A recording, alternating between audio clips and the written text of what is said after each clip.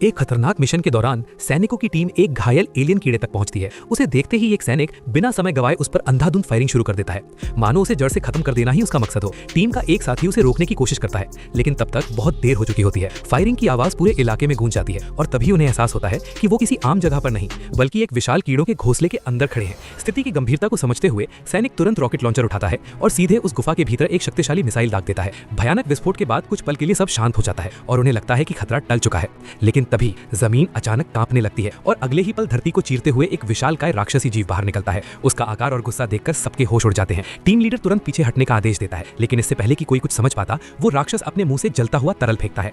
एक बदकिस्मत सैनिक उसकी चपेट में आ जाता है और उसकी बांह पल भर में जलकर खत्म हो जाती है।